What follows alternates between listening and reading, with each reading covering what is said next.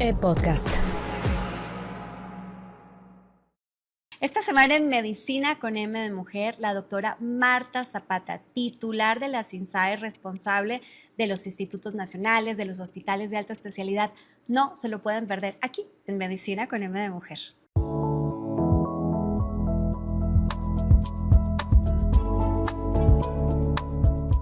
Hola, ¿cómo están? Yo soy Juana Ramírez y les doy la bienvenida a este nuevo episodio en Medicina con M de Mujer. Y hoy me da muchísimo gusto darle la bienvenida a la doctora Marta Zapata, que hoy tiene una posición importantísima en el sector salud, pero antes de eso vamos a platicar con ella para conocerla más. Bienvenida, doctora. No, muchísimas gracias por la invitación, Juan. Es un honor para mí estar aquí en tu programa. El honor de verdad es súper mío. No. Porque además hicimos muchos esfuerzos en tu agenda para lograrlo y lo logramos en la nueva casa de Medicina con M de Mujer. Así que, pues bueno, las cosas se dan cuando tienen que darse. Así es.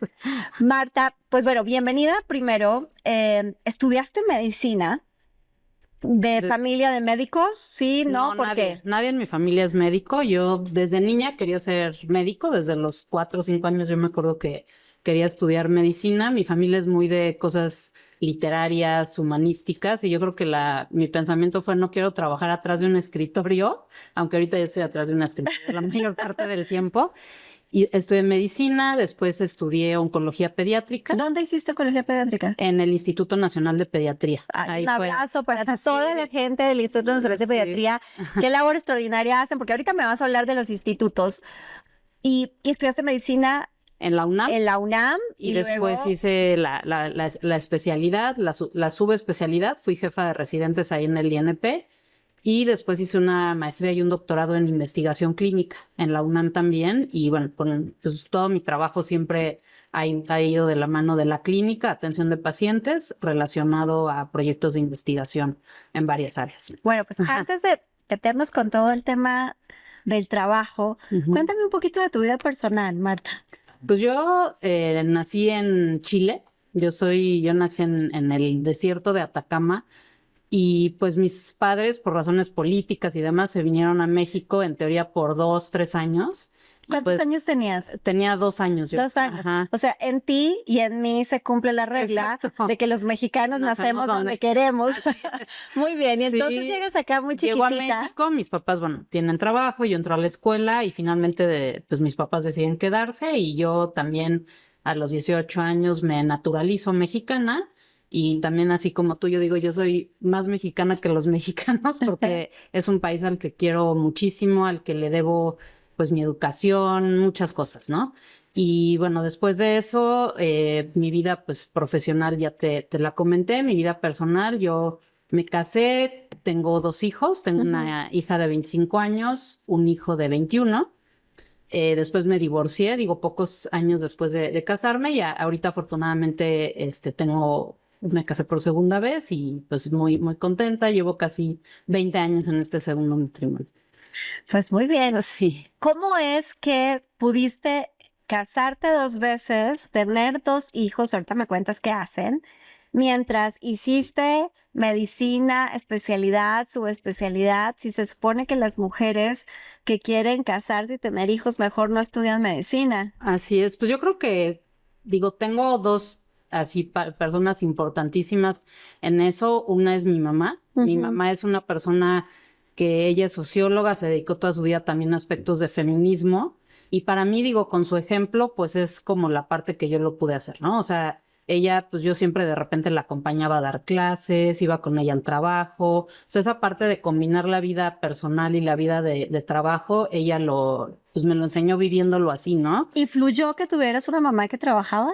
Yo creo que sí, o sea, eso a mí, o sea, ella primero me enseñó que pues era algo lógico, o sea, que no había que luchar, ni que era algo difícil, ni nada.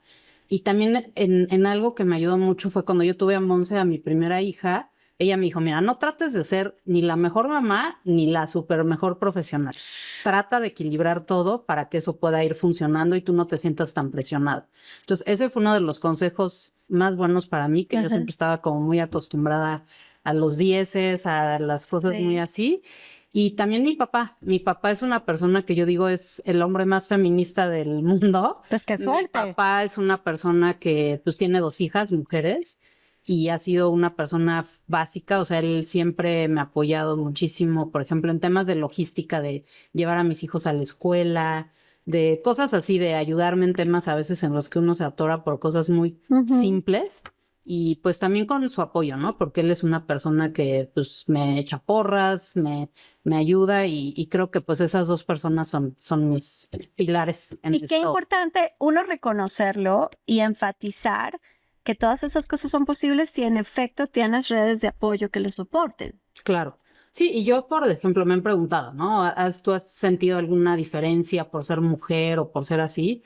Yo realmente desde niña creo que jamás me he puesto a ver alguna cosa en ese sentido, ¿no? O sea, desde que fui, o sea, un tema que a mí me marcó, por ejemplo, fue ser jefa de residentes en el Instituto Nacional de Pediatría, porque yo no me acuerdo si era la segunda o la tercera mujer en ese cargo. Entonces, a partir de ahí, como que para mí era lo normal poder acceder a lo mejor, no tener cargos, porque ese no, pero sí a tener, por ejemplo, esa posibilidad de dirigir a personas, de tener ese compromiso con los grupos de trabajo, asociaciones, todo eso, creo que es algo muy, muy importante y a mí nunca me ha representado un tema.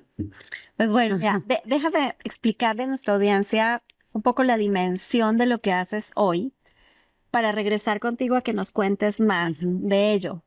El sistema de salud mexicano está compuesto tanto por las instituciones del sector público como por toda la red de hospitales privados. Todo esto en conjunto es lo que llamamos el sistema de salud pública y privada.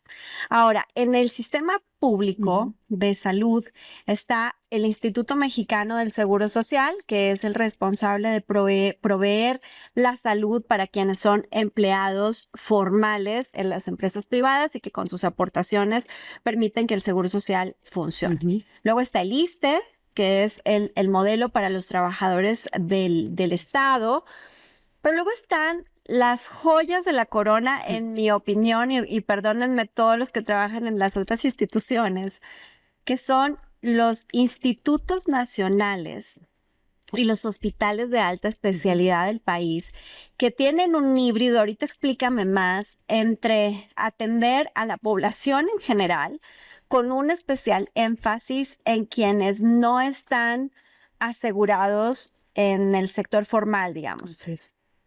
Y hoy tienes una posición que yo digo de ensueño, pero no sé si te quita el sueño, en coordinando, liderando como comisionada de la CINSAE. Explícanos qué es la CINSAE, cómo está compuesta. De acuerdo. Mira, pues las INSAE son las iniciales de Comisión Coordinadora de los Institutos Nacionales de Salud y Hospitales de Alta Especialidad. Son 19 instituciones, ¿no? Conformadas por 13 institutos, 3 hospitales federales y 3 hospitales que le llamamos centralizados, que ahorita les voy diciendo. Es un privilegio, la verdad, para mí el poder regresar a los institutos a trabajar en este cargo. De verdad, para mí es el trabajo de mi vida y sí me quita el sueño, pero para muchas cosas muy positivas. Y es importante remontarnos a la historia para poder entender un poquito cuál es la misión que tenemos en este momento. Los institutos pues han ido naciendo poco a poco. El de los más antiguos es el Hospital Infantil de México Federico Gómez, que se creó en 1943. Y después, bueno, fue el Instituto Nacional de Nutrición y así sucesivamente. El más joven es el Instituto Nacional de Geriatría, que tiene 13 años. Gracias, Entonces está todavía jovencito. Pero ¿cuál es lo interesante de la visión de esos personajes, el doctor Federico Gómez, el doctor Salvador Subirán, Ignacio Chávez? Ellos tenían la visión de que un hospital, una institución, tenía que fundamentarse en la investigación. La investigación y la innovación en beneficio de la salud, de la asistencia médica y en beneficio de la educación médica de alta especialidad. Entonces, a raíz, digamos, de generar conocimiento de manera sistemática, con protocolos de investigación y demás, pues durante toda la historia que ha tenido la CINSAE, digamos, con diferentes hospitales en diferentes tiempos, pues se ha logrado, por ejemplo, el descubrimiento del suero vida oral, que en algún momento curó las diarreas. el control de muchas enfermedades, meningitis, por ejemplo, que ahora con vacunas se puede resolver. No sé, se me ocurre tétanos, cosas que eran enfermedades que en alguna época eran prevalentes y que ahorita son historia, ¿no? Y ahorita estamos en una etapa de la ciencia en la cual incluso estamos redefiniendo lo que es digamos, la alta especialidad o el tercer nivel. ¿Por qué? Porque ahora ya vemos cosas casi de cuarto nivel, ¿no? Cosas que en algún momento parecían imposibles, trasplante de hígado, trasplante de corazón, trasplante de pulmón, y ese tipo de innovación pues es algo muy, muy importante. En relación a tu pregunta de cómo esto beneficia a las personas, estos institutos fueron efectivamente creados a nivel, digamos, para servir a toda la población en México, Sí. o sea, no solo en la Ciudad de México, y también para las personas que no tienen derecho a bienes. Entonces, eso de alguna manera indirectamente nos habla de las personas más vulnerables, en el sentido a lo mejor de que no tienen un trabajo formal, pero también personas que pueden llegar de áreas rurales, de las áreas más alejadas de la ciudad, y que pues tienen acceso a la mejor tecnología, a los mejores especialistas. Ahora, Marta, alguien que estudió en la UNAM, así que por naturaleza siempre trabajó en el sector público y que era una muchachita residente en el Instituto Nacional de Pediatría, ¿cómo es que llegas a ser comisionada de la CINSAE? ¿Cómo llegaste ahí y qué representa para ti?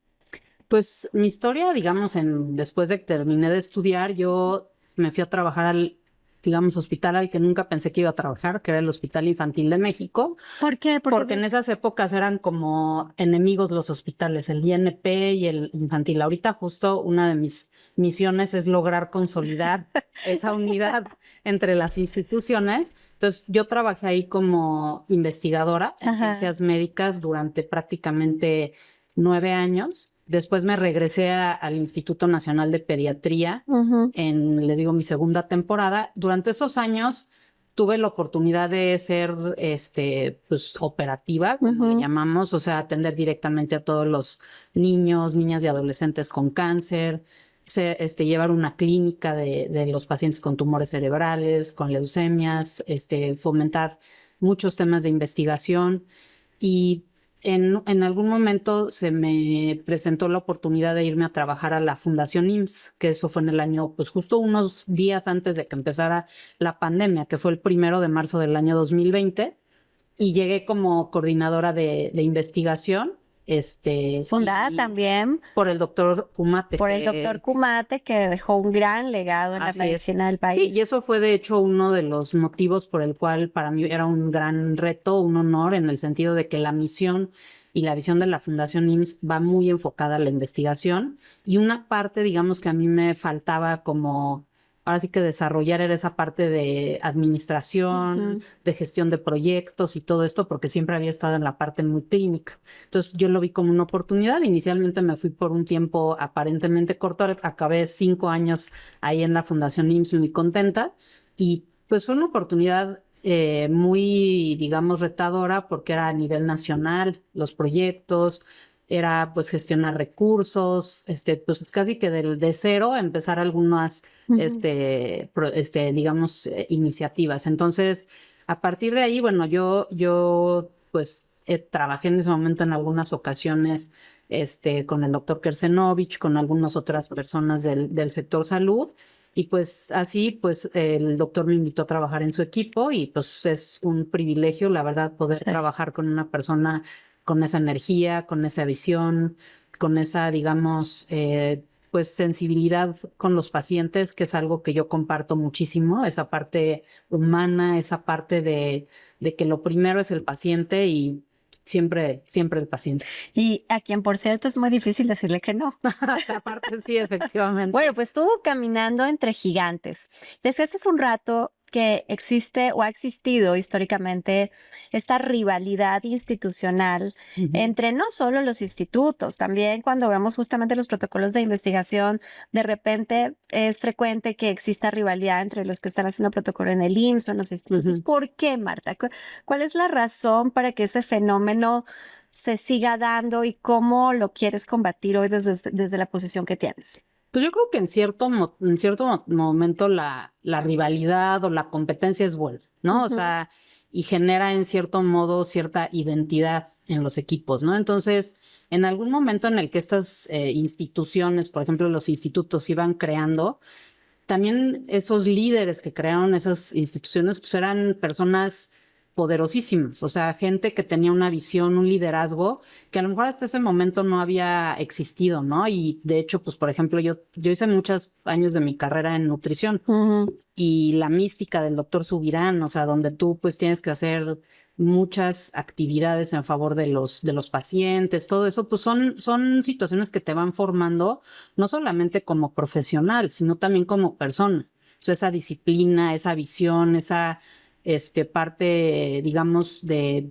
humanidad tan importante de ser servidor público, es algo que se va construyendo en ti como algo, pues, muy profundo, ¿no? Y es algo que es muy, muy importante. Entonces, creo que en ese sentido, pues, son como épocas, ¿no? A lo mejor en esa época lo importante era generar esa unidad y esa identidad con tu propia institución. Ahorita estamos en una etapa diferente del sector salud. Creo que ahorita nos estamos dando cuenta que la generación de equipos, la generación de colaboraciones, el poder intercambiar servicios, eficientar procesos, ir contra el tiempo, que es algo que la pandemia nos enseñó muchísimo, pues eso nos obliga a trabajar juntos, ¿no? Sí. Y como cultura, a veces en México es difícil, ¿no? Porque somos de los que no te presto mi centrífuga, no te presto esto, pero cuando tenemos un objetivo común, ese tipo de situaciones es irrelevante y eso es lo que estamos tratando de construir, objetivos conjuntos, propósitos conjuntos,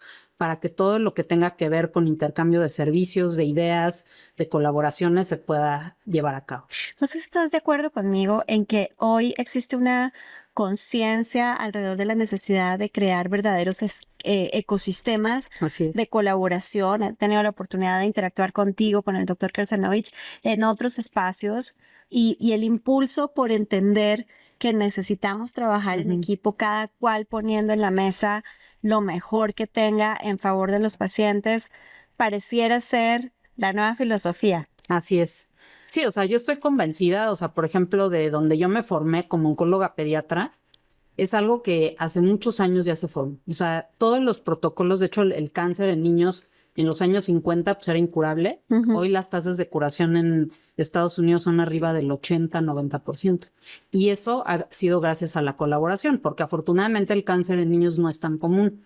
Pero al que nosotros como oncólogos compartamos nuestros casos, compartamos o realicemos los proyectos de tratamiento juntos, han hecho que el conocimiento realmente en muy poco tiempo vaya generando pues muchas mejoras, ¿no? Entonces, para mí eso era algo como obvio y evidente y ha sido, yo lo he vivido ahora sí que en mi día a día. Entonces, eso es algo que creo es importante. La parte de la cultura, de cooperar, de colaborar, creo que es algo que pues muchos ejemplos en el mundo nos lo demuestran y creo que pues como repitiendo, pero la pandemia pues es uno de los mayores logros, ¿no? Creo de esta colaboración. Ahora, Marta, me voy a pasar a un tema que en los últimos meses, y en realidad lleva ya varios años, ha sido frecuente en las protestas de los médicos residentes. Hemos tenido tristes noticias también, incluso de pérdidas humanas en el equipo de médicos residentes. Me gustaría primero que para nuestra audiencia no familiarizada con la formación de los médicos, nos expliques primero qué es un médico residente, cómo se llega a esa instancia, y luego que nos cuentes qué están haciendo desde la SINSAE para mejorar las condiciones en las que los médicos residentes hoy trabajan. Claro. Pues un médico residente es un médico, digamos, que ya terminó la carrera de medicina. Y es un médico graduado. Graduado de medicina general. Hace un examen en el cual participan miles de médicos generales y quedan, pues, algunos nada más, un 10-20%. 20%, sí. Entonces, cada uno elige normalmente una especialidad que son troncales, por ejemplo, pediatría, ginecología, cirugía o medicina interna. Ahorita hay otras ya más de entrada directa. Y después de normalmente 3-4 años de hacer esa residencia, puedes hacer una subespecialidad. La vida real, digamos, de hacer una residencia es que tú vives literal casi en el hospital y tienes que quedarte pues durante el día, pero también tienes que cumplir con un rol de guardias. Entonces, por ejemplo, yo cuando hice la residencia yo hacía guardias AB, o sea, un día sí y un día no, digo, esto ya no es legal, pero ahorita pues hacen ABC o ABCD, ¿no? Que son un día sí, 3 no, un día sí, 3 no. Entonces, eso es algo que pues es muy relevante porque físicamente es un reto, o sea, no solamente intelectual en el sentido de que tienes que estudiar y todo eso. Otro reto que también es importante es que siendo relativamente joven, o sea, cuando uno acaba medicina tienes 24, 25 años, pues te enfrentas a una responsabilidad muy grande, que es el paciente. Siempre vamos a tener a alguien arriba de nosotros, un residente de mayor jerarquía, un médico adscrito que nos va a estar, digamos, supervisando, orientando, pero finalmente esa responsabilidad de tener el diagnóstico de un paciente o decidir un tratamiento o en algún momento que las cosas salgan mal y que una persona muere, dar informes, por ejemplo, pues es algo muy retador desde el punto de vista emocional también. Entonces, toda esa parte es un cambio así muy fuerte, ¿no? Y yo le sumaría en algunas instituciones como las que a mí me toca coordinar, esta parte de las expectativas, ¿no? Porque el que tú seas aceptado en un Instituto Nacional de Salud, pues no es cualquier cosa. Claro. Entonces, súmale a ese tema de la responsabilidad, el esfuerzo físico, el esfuerzo intelectual, lo que tú piensas que los demás esperan de ti. Entonces, eso también genera una carga importante en lo que es tu desempeño, en lo que es pues, tu estado emocional. Sí. Sí. ¿Y cómo lo están atendiendo? ¿Cómo lo están abordando? Pues bueno, para mí algo muy, muy importante es en general y en todo lo que yo hago en mi vida es el respeto y que las personas estemos donde estemos lo mejor posible, ¿no? O sea, para mí, pues a mí me ha tocado convivir con niños enfermos, con sus familias, etcétera. Y más allá de lo que yo aprendí en mi casa, pues el ver esto, pues a ti te enseña que todos los días, pues hay que vivirlos como si fuera el último y que en la medida de lo posible, pues hay que tratar de estar contentos, de trabajar bien. Sabemos que no todos los días van a ser fáciles, pero pues estando en un ambiente armónico, pues es mejor, ¿no? Entonces, definitivamente la violencia dentro de los institutos o dentro de los hospitales en general es un hecho. De hecho, a nivel internacional se dice que los hospitales son los lugares más violentos, o sea, o de los lugares, a pesar de que pues uno a veces lo romantiza, ¿no? Porque nacen bebés o vas a que te cures, cosas así, pero está descrito y la violencia muchas veces va de la mano, por ejemplo, de los pacientes o sus familiares hacia los médicos. ¿No? O sea, oiga, doctor, es que ¿por qué no te apuras? ¿Por qué esto? Entonces, es un ambiente difícil para el personal de salud, no solo para los médicos. En ese sentido, la gente llega con dolor, llega en situaciones críticas. Claro, nadie va voluntariamente feliz de ir a un hospital, es su mejor plan, claro que no. Entonces, todo eso genera pues muchas como dificultades ya de base, ¿no? En ese espacio. Sumándole a esto, pues lo que comentábamos, ¿no? Esta parte de la responsabilidad, pero también hay una cierta cultura que se fue generando, y no solamente en la medicina, de esta parte del maltrato, ¿no? O sea, de que, pues, si tienes que lograr ser, no sé, cirujano, ser anestesiólogo, pues te tiene que costar. Y si a mí me costó, pues a ti te va a costar también, ¿no? Entonces, esa parte cultural que a nosotros nos tocó vivir y que ahorita sigue seguramente pasando, o sea, no seguramente sigue pasando, pues es algo que hemos tratado de ir como analizando, ¿no? Porque no solamente pues es en la medicina, en muchas áreas profesionales, incluso en las familias, ¿no? Con los papás o las relaciones, etcétera. Entonces, ¿cuál ha sido como nuestro pensamiento? En primera, estar conscientes de que hay personas o las generaciones son diferentes. O sea, lo que para una persona de 20 años o 25 años es algo violento, para otra persona de 60, pues es algo normal, ¿no? Y eso a mí me costó, pues, trabajo. O sea, yo aprendí, por ejemplo, lo del tema del acoso sexual. Mi hija, un día así, llegó un doctor a abrazarme. Me dice, oye, mamá, pero no te pidió permiso. Y yo, pues, no, me dice, no, pues es que tú tienes que tener tu espacio vital. Claro, ¿no? claro. O sea, eso yo lo aprendí hace poco tiempo, ¿no? Entonces, ese tipo de relaciones, como que, pues es un ejemplo muy simple, pero así, o sea, se ha ido dando. Simple y no, pero mira, me encanta escucharte, Marta, porque creo que el primer paso es reconocer que existe un problema, que es real, que todos tenemos que reeducarnos, porque de repente con estos discursos, incluso internacionales, que han regresado como grandes banderas Sí. el machismo, ¿no? Y ya decir, mira, que defiendes la equidad de género o que eres feminista, está como mal visto, ¿no? Me parece súper valioso que alguien que tiene la responsabilidad que tú tienes empiece por decir, tenemos un lío, Claro. existe, es real, los hospitales son lugares violentos, pero además déjame decirte una cosa, lugares poco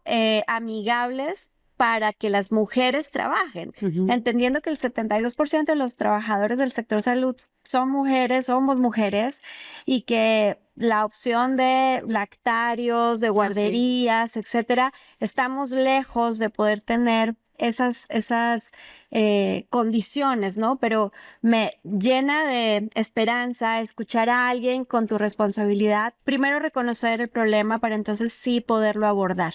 Antes de terminar, Marta, no puedo dejar de preguntarte por la oncología pediátrica en México. Es tu vocación, es donde te especializaste y hemos vivido momentos difíciles en la atención de los niños con cáncer en el país. ¿Cómo ves tú hacia adelante las posibilidades de mejorar el acceso, de mejorar la atención? ¿Qué están haciendo desde los institutos? Sí, el tratamiento, digamos, del cáncer en los niños y adolescentes, como te comentaba, es un tema que afortunadamente está en algunos sentidos resuelto desde el punto de vista académico. O sea, tenemos protocolos de tratamiento, sabemos cómo se tienen que hacer las cosas, estándares para hacerlo. En los institutos nacionales de salud contamos con 4 centros que atienden a pacientes de este tipo, donde básicamente, pues tenemos básicamente los médicos, los cirujanos, todo el personal multidisciplinario que se necesita para esto. Efectivamente, hay dificultades a veces en el acceso a ciertos insumos y demás. Sin embargo, el apoyo de las organizaciones no gubernamentales, del Estado en este momento en relación a esta, digamos, iniciativa de realizar pues todo lo que se llama los protocolos nacionales de atención en el Consejo de Salubridad, para que todo lo que está, digamos, en esos protocolos lo tenga el compendio.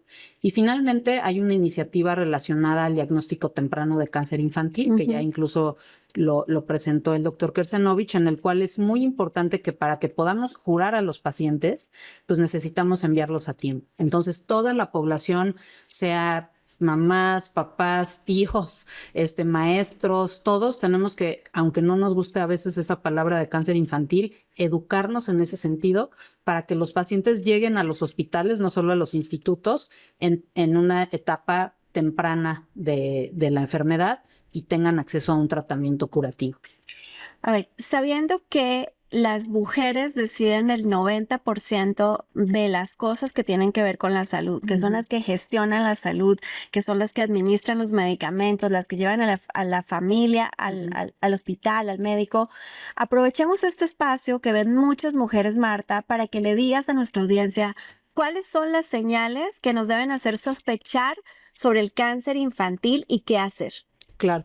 En primera, el cáncer infantil es una enfermedad poco frecuente, pero que tiene síntomas que se parecen a otras enfermedades, como por ejemplo la fiebre, a veces el cansancio, a veces algunos moretones. Entonces, un síntoma que dura más de 7 días, lo primero sería ir al médico, porque muchas veces tendemos a automedicar o a recetar con lo que nos dicen en la farmacia. En relación a las enfermedades más frecuentes, las leucemias es la primera. Ahí tendríamos que estar muy atentos a los moretones, digamos que no vayan relacionados a la dimensión del golpe, la palidez de la piel y el dolor de huesos. Otro tumor muy frecuente es los tumores del sistema nervioso central o del cráneo. Y ahí de las, digamos, síntomas más frecuentes son el dolor de cabeza. Entonces, un dolor de cabeza que dura más de 7 días, hay que, pues, tener una exploración neurológica por un pediatra para poderla, digamos, descartar. Y finalmente hay otro tipo de enfermedades que pueden tener a lo mejor una bolita en la mano o dolor en los huesos, etcétera. Pero el mensaje sería que cualquier niño hay que revisarlo y que cuando un síntoma dura más de 7 días, Sí hay que descartar a veces infecciones y demás, pero lo más urgente es descartar que no tenga cáncer y después ir a lo de ERS. Nos dijiste que en la CINSAE hay 4 instituciones dedicadas a atender cáncer infantil en la adolescencia. ¿Cuáles son? Sí, sería el Instituto Nacional de Pediatría, el Hospital Infantil de México, Federico Gómez, el Hospital General de México y el Hospital Juárez de México. Muy bien, pues ya saben, vamos a cuidar a nuestros niños y cualquier señal hay que consultarla. Para cerrar, Marta, ¿cuál es tu mensaje en Medicina con M de Mujer? Pues a mí me gustaría decirle pues a todas las mujeres, sobre todo a las mujeres que nos dedicamos a la salud, que no olvidemos nuestro propósito, por qué decidimos estudiar medicina, enfermería, trabajo social, psicología, nutrición, y que eso sea lo que nos guíe toda nuestra vida, independientemente de las circunstancias que nos rodeen, siempre recordar eso que nos llevó a donde estamos. Pues con este mensaje de propósito, de misión, despedimos este episodio de Medicina con M de Mujer con la doctora Marta Zapata. Marta, muchísimas gracias por darte un espacio para platicar con nosotros. No, al contrario, un privilegio poder estar aquí contigo.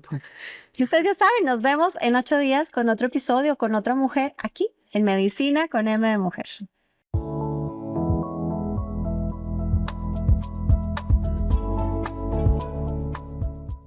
Esta es una producción de Excelsior Podcast. Derechos reservados. México 2025.